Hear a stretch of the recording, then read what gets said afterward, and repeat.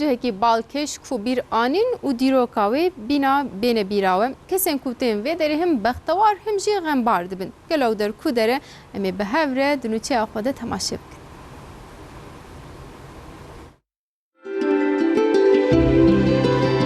Rotaya me îro nav qeleya Ankarê dema ku me li kuçeyê Kolanê vê derê derêne tiştê dîrokî û tiştê berê heye. Îro kö derê bala me bikişîne em ê we bibin wê derê. Kerem bikim bi hevdira me herin birêj wera ji bibe sürprîz.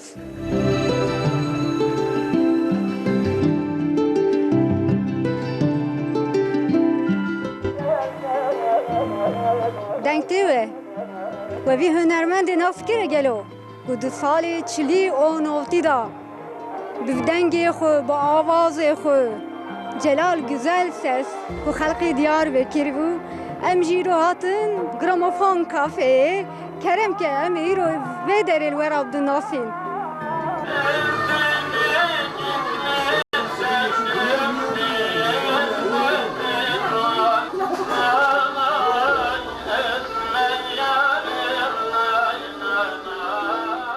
Ev der tenê kafeyekî nîne adeta müzeya müzîkên dîrokî ye.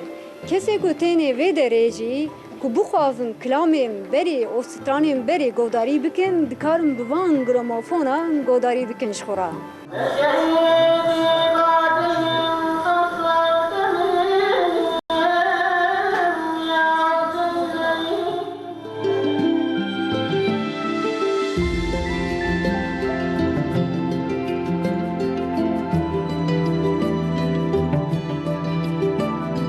Gramofon benim için bir aşktır.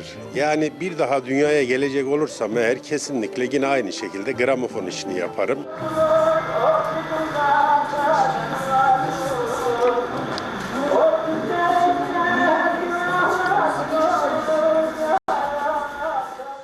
Bixwazin dawiya hevtiya xwe xweş derbas bikin ji strêsa bajêr, ji qeleban xwe bajêr.